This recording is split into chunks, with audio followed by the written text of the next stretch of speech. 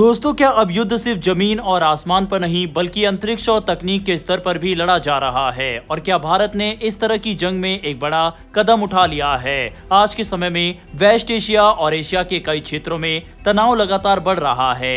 ऐसे माहौल में चीन की भूमिका भी चर्चा में है। रिपोर्ट्स के मुताबिक चीन अपने एडवांस सैटेलाइट्स के जरिए ईरान और पाकिस्तान जैसे देशों को अहम जानकारी देने की कोशिश करता रहा है। इसमें दुश्मन देशों के air defence system, fighter jets और सैन्य ठिकानों की लोकेशन जैसी संवेदनशील जानकारियां शामिल हो सकती है। इसी संदर्भ में भारत का S-400 एयर डिफेंस सिस्टम भी चर्चा में रहा। माना जाता है कि चीन ने अपने सैटेलाइट्स के जरिए इसकी लोकेशन ट्रैक करने की कोशिश की थी ताकि ये जानकारी पाकिस्तान तक पहुंचाई जा सके, लेकिन भारत ने उस समय अपनी रणनीति और तकनीक के दम पर इन कोशिशों को नाकाम कर दिया।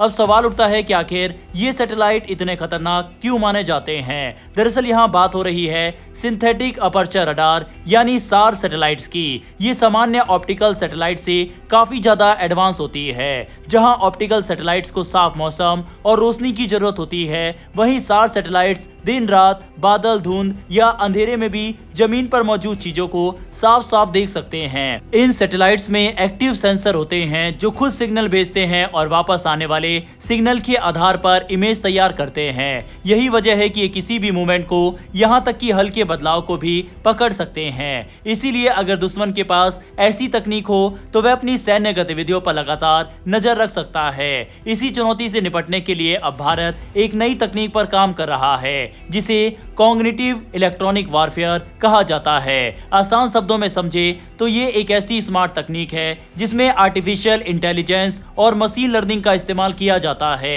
ताकि दुश्मन के रडार और सैटेलाइट सिस्टम को भ्रमित किया जा सके। यह पारंपरिक जैमिंग से अलग है। पहले जहां सिग्नल को साफ ब्लॉक करने की कोशिश होती थी, वहीं अब ये तकनीक दुश्मन के सिस्टम को समझकर उसी के अनुसार खुद को बदलती है। यानी ये लगातार सीखती रहती है और रियल टाइम में अपनी रणनीति बदल सकती है। इसी संदर्भ में दो खास तरीके बहुत अहम माने जा रहे हैं। पहला है घोस्टिंग और दूसरा है इरेजर। घोस्टिंग को आप एक तरह का धोखा देने वाला तरीका समझ सकते हैं। इसमें असली सैन्य ठिकानों की जगह नकली सिग्नल बनाए जाते हैं जिससे दुश्मन को लगता है कि वहां टैंक, मिसाइल सिस्टम या सेना मौजूद है, जबकि असल में वहां कुछ नहीं होता। इसका फायदा ये होता है कि दुश्मन अपनी मिसाइलें और संसाधन गलत जगह पर खर्च कर देता है, यानी असली टारगेट सुरक्षित रहता है और दुश्मन कंफ्यूज हो जाता है। इसे एक तरह से फॉग ऑफ वॉर यानी युद्ध का भ्रम पैदा करना भी कहा जा सकता है। दूसरी तकनीक है इरेजर, जो इससे भी ज्यादा ताकतवर मानी जा रही है। इसमें असली सैन्य ठिकानों को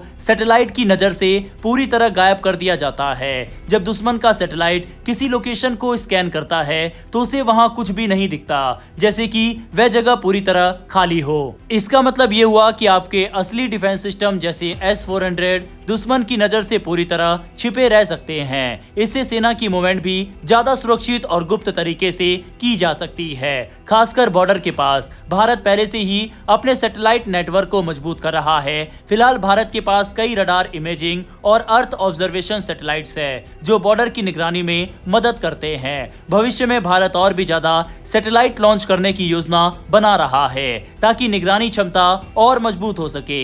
लेकिन अब रणनीति सिर्फ ज्यादा सैटेलाइट भेजने की नहीं है बल्कि दुश्मन के सैटेलाइट को बेअसर करने की भी है। यही वजह है कि नॉन काइनेटिक वॉरफेयर यानी बिना सीधे हमला किए दुश्मन को कमजोर करने पर ज्यादा फोकस किया जा रहा है। इस तरह की तकनीक का एक और फायदा यह है कि इससे अंतरिक्ष में मलबा यानी स्पेस डेब्रिस नहीं बढ़ता, जो भविष्य में सैटेलाइट्स के लिए खतरा बन सकता है। इसीलिए यह तरीका ग्लोबल ट्रेंड के भी अनुरूप माना जा रहा है।